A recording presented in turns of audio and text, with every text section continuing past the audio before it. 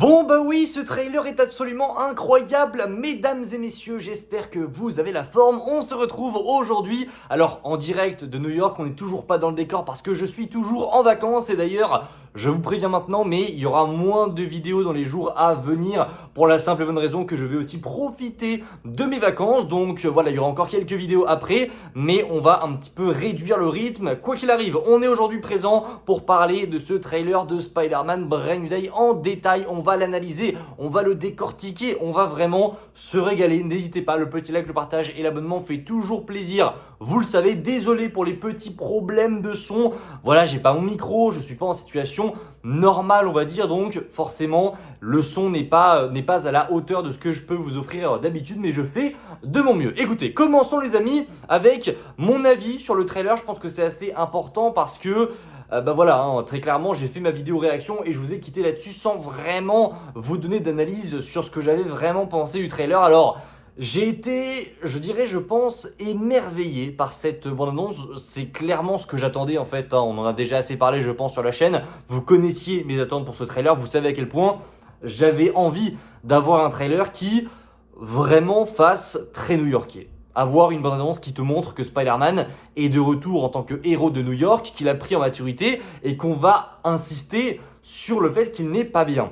Et je dois dire que j'ai été même très surpris d'à quel point le trailer va loin là-dessus. On est vraiment sur une bande-annonce presque psychologique où on te montre vraiment à quel point Peter ne va pas bien. Il est dans le mal, il ne va pas bien, il a quitté ses amis et il en souffre. Et ça se sent vraiment, et d'ailleurs on va l'analyser tout au long de cette vidéo. On va d'ailleurs commencer du coup avec les premières secondes de cette bande-annonce. On a directement, alors on peut la noter, elle est facile à trouver celle-ci, c'est la référence à Spider-Man Across the Spider-Verse. Il y a pas mal de références dans ce trailer et pour le coup ça fait plaisir parce qu'on sent vraiment l'implication de Destin Cretton, son envie de nous montrer de l'iconique, d'iconiser Spider-Man, et ça pour le coup il le fait très bien et c'est une nouveauté qui je pense va réjouir absolument tous les fans de Spider-Man. Et donc dès les premières secondes de ce trailer on voit Peter perché la tête à l'envers, c'est littéralement le même plan que dans Across the Spider-Verse et c'est génial de commencer là-dessus. Le plan est magnifique, il marche très bien. Alors, il y a des plans qui marchent moins bien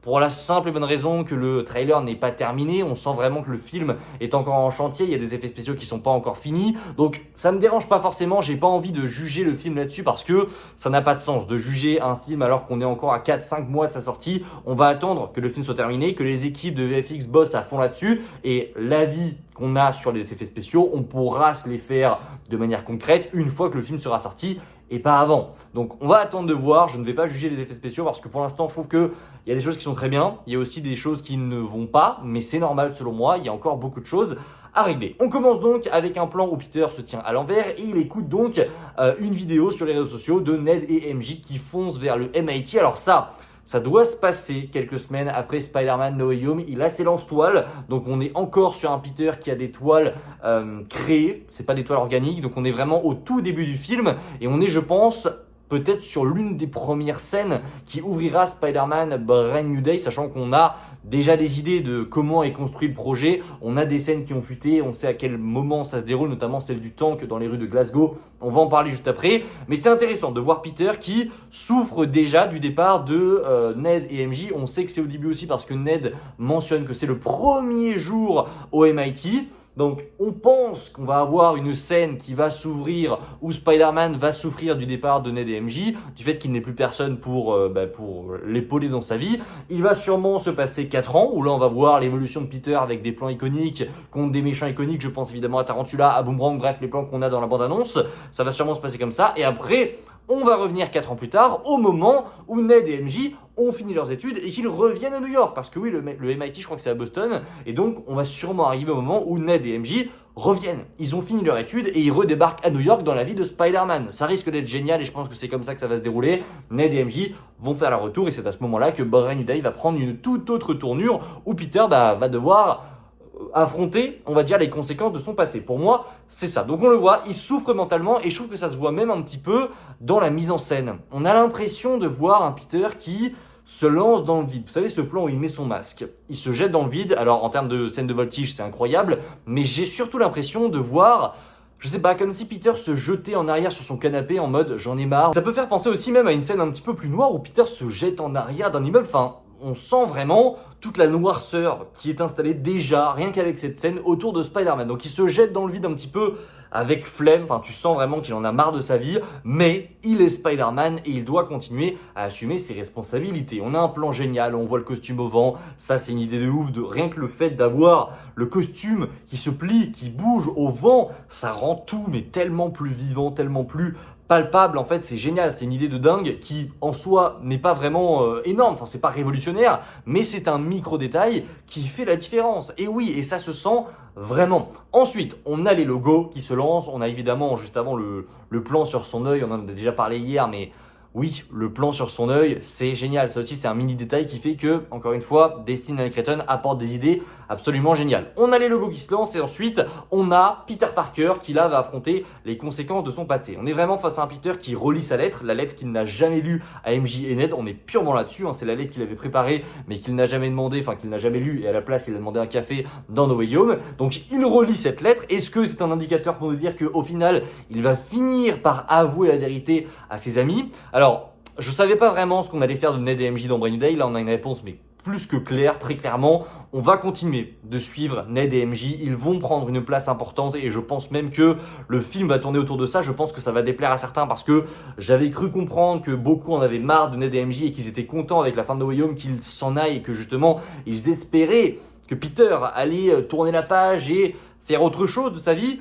Bon, je crois pas que ce soit le cas. Je pense vraiment qu'ils vont revenir en fait à ce qu'était Peter avant, c'est-à-dire avec un Peter qui avoue tout à Ned et MJ, même si ça les met en danger, et qui prend le risque de revenir dans leur vie. Je pense que ça va se passer littéralement comme ça. En tout cas, c'est ce que la bande-annonce nous indique. Très clairement, on a des plans avec Peter et MJ en face à face. Enfin, tu sens que à un moment donné, ça va exploser et qu'il va tout leur avouer. C'est une évidence et on va d'ailleurs en reparler. Donc, on a le retour de Ned. On le voit dans une épicerie, dans un petit restaurant où Peter se trouve. On a l'impression d'ailleurs que c'est la première fois que Peter les revoit. Au vu de la tête qu'il fait, t'as vraiment l'impression que ça fait très longtemps, 4 ans en l'occurrence, qu'il ne les a pas vus. Donc ça marche très très bien. On a des scènes où Peter est complètement dans la merde. Enfin voilà, il est tout pauvre, ça se voit. Il fait tourner sa machine, il a des ecchymoses sur son genou. On sent le poids de Spider-Man rien qu'avec ce plan, hein, où on est de loin avec Peter, la machine qui tourne, le masque de Spider-Man à l'intérieur, l'éclairage un petit peu marron. Tu sens qu'il est dans un lieu un petit peu vieillot et ses ecchymoses, lui sur son genou, il a la tête je crois dans sa main avec la clé de la ville,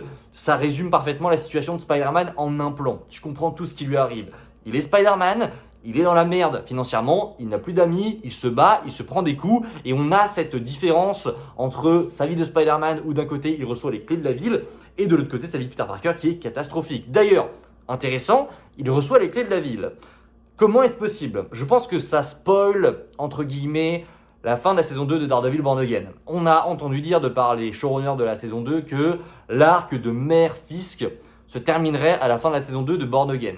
Là, on a un Spider-Man qui reçoit les clés de la ville. Comment est-ce possible, sous Fisk, que Spider-Man reçoive les clés de la ville? Pour moi, ça indique clairement que Fisk ne sera plus là, que ce sera terminé pour Fisk du coup à la fin de la saison 2. D'ailleurs, on a eu la confirmation via les showrunners de la série que la saison 2 de Born Again se passe bien avant Spider-Man Brand New Day. Donc encore une fois, vous voyez, une confirmation, pour moi c'est sûr et certain, on va avoir la fin de Fisk de Born Again et cette bande-annonce le confirme un petit peu parce que Spider-Man reçoit les clés de la ville et normalement c'est pas possible, enfin sous Fisk ça ne serait jamais arrivé. D'ailleurs, je veux pas dire de bêtises, mais est-ce que cette dame qui lui remet les clés de la ville, ce n'est pas l'assistante de Fisk dans Daredevil Born Again? J'ai bien l'impression que c'est la même personne, je vais vous mettre un espèce de comparatif, mais j'ai l'impression que c'est la même personne, je crois qu'elle s'appelle Sheila, si je dis pas de bêtises, elle est l'assistante de Fisk, elle était là en fin de saison 1 aussi, elle sera sûrement dans la saison 2, donc ça me semble être elle, je veux pas dire de bêtises parce que le plan, elle est pas pareille, donc c'est très bizarre, mais j'en ai vu pas mal en parler sur Twitter, donc peut-être que ça pourrait être le cas. Écoutez,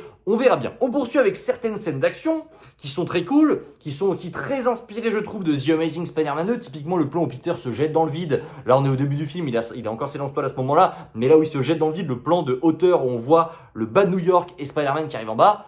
Les gars, c'est du The Amazing Spider-Man 2, mais tout craché. Tout craché, vraiment. On a l'impression de revoir ces scènes à la The Amazing Spider-Man 2 où Spider-Man se balançait dans les rues de New York. Et pareil pour la fameuse scène avec le Punisher. Cette scène avec le Punisher où Spider-Man se mange le fourgon de Frank Castle, c'est pareil. Ça aussi, c'est dans The Amazing Spider-Man 2. C'est une rêve absolument magnifique. Je pense vraiment, alors je sais pas si Il y en a peut-être qui vont se poser la question, est-ce qu'il a fait exprès? Est-ce que c'est pas une ref? Est-ce que c'est fait au hasard? Est-ce que c'est juste un plan filmé comme ça? Je pense que ce sont des refs, hein, que ce soit le plan à l'envers du début qui fait référence à Across the Spider-Verse, ou même ce plan-là avec du coup la référence à The Amazing Spider-Man 2. Tout est absolument volontaire et je pense même que ça va aller plus loin que ça. Vous savez, le fameux plan où il se prend des pigeons, pour moi c'est une ref évidente à Into the Spider-Verse. On verra ça après, mais pour moi ce sont des refs qui, pour le coup, ont été vraiment travaillés et qui font plaisir. On a donc une scène avec le Punisher de Frank Castle. On adore l'alchimie entre ces deux personnages. On se demandait un petit peu comment ça allait fonctionner parce que Daredevil et Frank sont souvent ils se gueulent dessus. Ils ont tous les deux une morale différente et ils se gueulent dessus H24. Là où c'est un petit peu différent avec Spider-Man parce que le Punisher va exploser avec Spider-Man. Enfin, tu sens vraiment qu'il ne va pas le supporter, que ça va être vraiment très chiant pour lui. Et c'est déjà très marrant parce que on a une scène où du coup le Punisher, alors on sait où est-ce qu'on est, on est forcément dans la scène d'introduction. Alors ils se connaissent déjà, ça peut paraître un petit peu bizarre. Pour le coup, on est vraiment dans la scène d'intro, ça on l'a entendu des millions de fois, comme quoi cette fameuse scène de tank qu'on avait vue à Glasgow avec le faucon du Punisher et avec Spider-Man, c'était une scène d'introduction pour le film qui allait servir du coup à lancer un petit peu toute l'intrigue. Donc je sais pas d'où est-ce qu'ils se connaissent, est-ce qu'on aura des réponses dans le special qui sortirait peut-être avant Brand New Day, on verra.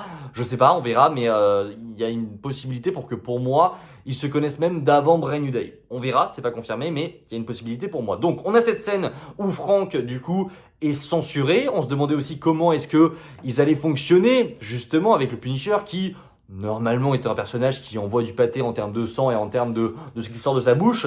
Bon ben voilà, on a la réponse. Frank va être littéralement censuré. Ça va sûrement être un running gag dans le film où Peter l'empêche de dire des gros mots. Là il est à deux doigts de l'insulter et hop, Peter lui envoie une toile sur la bouche avant qu'il ait le temps de sortir son insulte. Donc ça marche plutôt bien.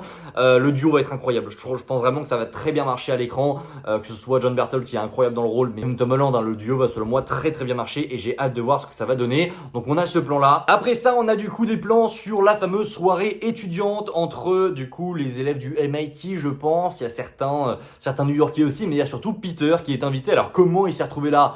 Je sais pas. Est-ce qu'il a parlé à Ned? Est-ce qu'il a parlé à MJ entre temps? Je sais pas comment il s'est retrouvé ici. Mais en tout cas, il est à cette soirée et on retrouve du coup ce qu'on avait entendu déjà. Hein, oui, MJ a un nouveau petit copain joué par Esman Esfandi, celui qui interprète Ezra Bridger dans la saison 2 et la saison 1 du coup d'Ahsoka. Bon ben voilà, ça fait chier pour Peter et on le voit à sa tête. Enfin voilà, il a une tête de dépressif. Je pense qu'il a envie de l'envoyer balader. Ça se sent. Maintenant, je vous le dis, ça durera pas, c'est sûr et certain. On a fait le choix, je pense, de ramener Ned et MJ au centre de la vie de Peter pour que Peter aille les revoir. Et d'ailleurs, il y a des choses assez intéressantes là-dedans. Quand on est sur la dernière scène du trailer, après la fameuse date, vous savez, on a toujours une scène un peu humoristique où Peter ramène des fleurs à MJ. On est sur la même soirée du coup étudiante et on voit au mur des espèces de, je sais pas, c'est comme si Ned et MJ, qui d'ailleurs habitent ensemble visiblement, ils font peut-être une coloc, on a l'impression que Ned et MJ enquêtent sur Spider-Man. Ce qui serait pas déconnant et ce qui serait assez marrant quand même parce que on connaît évidemment toute la fougue de MJ, à quel point elle a cherché à savoir qui était Spider-Man, qui se cachait sous son masque, elle a fait des enquêtes, elle a même fait des pourcentages pour essayer de savoir qui était Spider-Man dans Far From Home. Ça m'étonnerait pas qu'il les refait ici. D'ailleurs, on le voit très clairement sur ce plan. Hein. On a vraiment des stickers de Spider-Man qui sont reliés entre eux. Il y a des mots décrits. Tu sens qu'en fait, ils mènent encore l'enquête, alors que de base, ils savaient qui c'était. C'est quand même assez drôle et je pense que ça va être une situation un peu gênante, un peu drôle dans le film où Peter va débarquer dans la pièce en mode « Mais qu'est-ce que vous faites ?» Bah, on mène l'enquête pour savoir qui est Spider-Man. Ça peut être très marrant et je pense que ce sera évidemment évoqué dans le film. Bon, on a cette soirée qui n'est pas vraiment très importante et on va passer... Je pense au thème du film, c'est la mutation. On voit que Peter, du coup, se réveille un matin, du coup, dans New York, perché en haut d'un immeuble, dans un cocon de toile. On l'avait déjà évoqué dans le leak du trailer. Oui, Peter a muté. Son corps mute. On ne sait pas encore forcément pourquoi, on ne sait pas ce qu'il va devenir, mais son corps mute. Et il va passer en toile organique. C'est confirmé maintenant, tous ceux qui me disaient, oui, mais non, il a encore des lance-toiles. Alors, au début, il aura des lance-toiles, ça c'est sûr, mais il y a bien un moment dans le film où il va passer en toile organique et c'est confirmé. On le voit quand il se réveille, le cocon s'enlève, il essaie de tirer des toiles, mais il se rend compte qu'il a pas ses lance-toiles, il tombe et ensuite il se rattrape avec une toile qui sort directement de son poignet. Et d'ailleurs on le voit regarder un petit peu son poignet en mode mais comment c'est possible?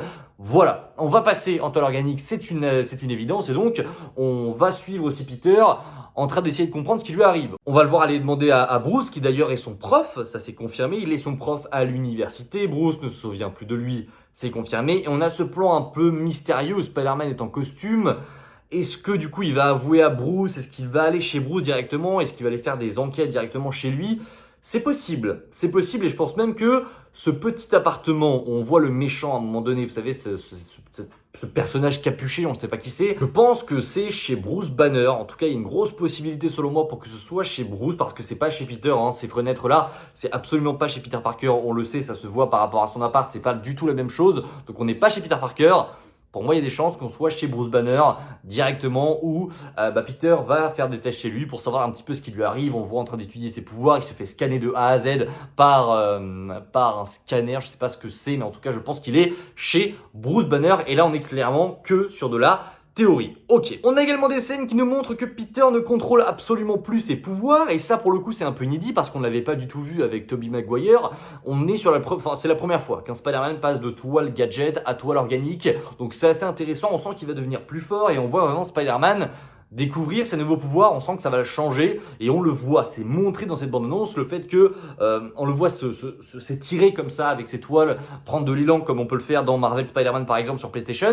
Il le fait et on sent qu'il le maîtrise pas, il tire et tu vois qu'il s'en va très très loin et qu'il ne l'avait pas forcément prévu, donc on sent que ça aussi c'est une nouveauté qui va être apportée par les toiles organiques, tout comme cette fameuse scène où Peter, du coup, pour moi, c'est une ref à Into the Spider-Verse avec les pigeons. Vous savez, dans Into the Spider-Verse, Miles se prend des pigeons et il marche sur le toit sur les murs, du coup, de son université avec des pigeons sur les mains. Pour moi, c'est une référence évidente où Peter, en fait, découvre ses nouveaux pouvoirs. Il est en mode toile organique et en fait, tu sens qu'il maîtrise pas ses toiles. Et alors, le plan est très bizarre, mais il tisse une toile. Des pigeons se posent dessus. Peter se prend sa toile. Il roule avec, donc les pigeons se collent sur lui. Et donc, on le voit partir avec des pigeons.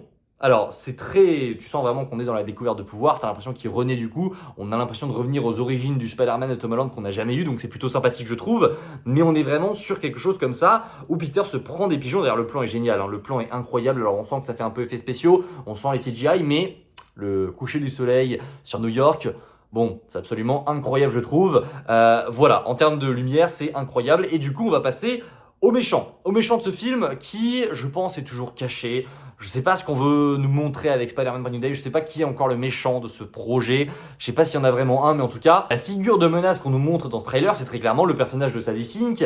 On a le damage control et on a ce personnage enchaîné qui est gardé sous, alors je sais pas ce que c'est, on a l'impression que c'est une chambre aménagée, il y a des gros canons d'ailleurs dans cette pièce au toit. Je pense qu'on est très clairement chez le damage control et qu'ils retiennent prisonnier le personnage de Sadie Sink, qu'ils considèrent comme très dangereux. Pour moi, ça serait pas déconnant. On voit d'ailleurs aux mains de ce personnage, c'est des mains, voilà, c'est pas des mains d'homme, voilà, c'est très clairement des mains de femme. En plus, jeune, donc on est à 100%, je vous le dis, sur Sadie Sink. En plus, Sadie Sink a elle-même repartagé le trailer de Spider-Man Brand New Day sur son Instagram, histoire de dire que je suis là, mais je vous dis pas où. Mais on a tous compris. On a tous compris que voilà, le damage control retient Sadie Sink prisonnière, donc son personnage. Peut-être qu'on veut nous faire croire que c'est elle l'antagoniste alors que pas du tout, qu'au final c'est juste le damage control qui retient des gens contre leur gré et que du coup Peter va s'en apercevoir avec Frank Castle que pour le coup ils sont un petit peu à côté de la plaque et que Sadie Sink n'est pas du tout méchant. Peut-être qu'elle joue Jean Grey d'ailleurs, mais on a une démo de ses pouvoirs où d'ailleurs on voit le damage control exploser à certains moments. On sait pas vraiment pourquoi, on sait pas vraiment qui le fait exploser. Peut-être que c'est Sadie Sink qui organise son évasion, je n'en sais rien, mais en tout cas on voit une démo de ses pouvoirs où elle peut transférer son esprit d'une personne à une autre. On la voit, elle le fait avec une vieille personne qui se trouve à l'intérieur d'un tank, donc c'est pour ça que je pensais à une évasion. Peut-être qu'elle a créé un faller pour attirer Spider-Man à un endroit et que de l'autre côté du coup elle s'évade. C'est totalement possible, mais c'est peut-être ça. Elle envoie son esprit d'une personne à un autre, et d'ailleurs la caméra joue très bien avec ça. Il y a un mouvement très rapide pour te montrer la passation de l'esprit d'un corps à l'autre, et tu sens vraiment que c'est très bien fait, c'est très bien tourné, et j'aime vraiment l'esthétique de ce Spider-Man 4, c'est vraiment très très bien. On a également un premier aperçu du Scorpion, et ça fait plaisir d'avoir enfin McGargan, d'avoir... Alors je sais pas s'il a vraiment son costume final, on a l'impression sur les images qu'on voit qu'il a un début de costume, je sais pas si c'est son costume final, pardon, mais ça pourrait être ça honnêtement, je trouve que ça rend plutôt bien. Je trouve qu'honnêtement ça rend plutôt bien, il n'y a pas beaucoup de verre, après on est sur une scène de nuit qui est pas forcément très bien éclairée, on veut pas te montrer je pense vraiment le Scorpion en entier, mais j'avoue que si le costume est comme ça me va. J'aime beaucoup. J'aime bien la queue aussi qu'il a, qui part et qui frappe Peter. J'aime bien. Je trouve que ça rend plutôt bien. N'hésitez pas en commentaire à me dire ce que vous en pensez. On termine avec les plans iconiques qu'on a dans cette bande-annonce qui sont pas très bien faits. Oui, on a des plans iconiques, on a des méchants iconiques comme Tarantula, comme Boomerang qui manquent encore de travail, mais comme j'ai dit, ça va prendre du temps et on va devoir attendre pour avoir vraiment une idée de ce à quoi ressemblera vraiment le projet une fois qu'il sera finalisé. Et on attendra le mois de juillet pour vraiment se faire un avis sur les CGI, mais pour l'instant, dans l'idée, les plans sont géniaux. Maintenant, c'est pas très bien fignolé, donc on va attendre de voir tout ça. Et pour terminer, on a donc ce plan final contre la main. C'est vraiment la révélation de fin. La main est présente. Alors, j'ai du mal à comprendre encore quel est leur rôle pour le moment. J'avoue que j'ai encore du mal. On verra ce qui adviendra du coup de cette organisation qui est de retour à New York après les avoir aperçus dans les Defenders. J'avoue qu'ils sont incroyables. Ils sont 10 fois plus stylés que ce qu'avait fait Netflix à l'époque. Voilà, ils ont un flow de malade. Le plan où ils sont contre les grilles de la prison et ils sautent sur Spider-Man. Enfin, incroyable. Absolute cinéma, ça marche très bien. Et d'ailleurs, on a un plan final, je trouve, sur la mutation de Peter, où l'un des soldats de la main saute sur lui et on a l'impression, alors le trailer veut te faire croire que du coup, à ce moment-là, Peter a les yeux noirs. Pas du tout. C'est pas du tout à ce moment-là au niveau des yeux, de son visage, il y a des choses différentes. On voit d'ailleurs sur le plan où Peter découpe le sabre qu'il a pas les yeux noirs et il a même une blessure qu'il n'a pas sur le plan où il a les yeux noirs. Donc c'est un montage alterné. On n'est pas du tout là-dessus. Je pense honnêtement que dans cette prison, Peter va prendre très cher. Il va peut-être faire quelque chose avec ses nouveaux pouvoirs, j'en sais rien, mais on a entendu dire que du coup, dans cette scène de prison contre la main, on va avoir vraiment une scène où Peter se fait déchirer en deux et Frank Castle va le sauver de justesse et l'emmener chez Claire Temple. C'est apparemment ce qui devrait se passer. Mais du coup, c'est intéressant d'avoir la main, c'est intéressant d'avoir ce combat qui à mon avis sera absolument magnifiquement bien chorégraphié. On voit d'ailleurs que ça va même dans les rues de New York. C'est incroyable, ce plan final qu'on a avec la main dans les rues de New York, même s'il n'est pas très bien finalisé, il est magnifique. Il est magnifique et j'ai vraiment hâte de le voir bien finalisé. Ça va être incroyable, moi je vous le dis, ça va être génial. Mais on a ces yeux noirs. Beaucoup se posent la question, qu'est-ce que c'est ? J'avoue que j'ai pas forcément la réponse. Il y a des chances pour que ce soit Venom, mais je n'y crois pas. Tout simplement parce qu'on a l'air quand même de te le faire passer comme un effet justement de la mutation de Peter. Et pour moi, ce serait très bizarre de l'introduire comme ça, Venom. Donc pour moi, non, il n'y a aucune chance pour que ce soit le symbiote. Même si je ne doute pas que le symbiote sera introduit à un moment donné. Je ne sais pas quand, mais pour moi, ça arrivera. Mais on verra bien. Pour moi, c'est pas le symbiote, c'est simplement une adaptation, une mutation du pouvoir de Peter. Je sais pas où est-ce qu'on va avec ça. Est-ce qu'on va vraiment aller vers Man Spider? Est-ce qu'il va se transformer vraiment? Je pense pas qu'on ira aussi loin, mais je pense quand même qu'il y a un secret derrière tout ça et que ça va l'emmener très loin. Bref, voilà pour l'analyse de cette bande-annonce, les amis. J'espère que la vidéo vous a plu. Si c'est le cas, n'hésitez pas à me le faire savoir en commentaire. Je vous dis à très vite pour de prochaines vidéos. Je suis en vacances en ce moment, donc je vous l'ai dit, on va un petit peu réduire le rythme. Voilà, on va souffler un peu, mais on se retrouve très vite. D'ici là, prenez soin de vous les amis et c'est toujours le plus important. Ciao tout le monde!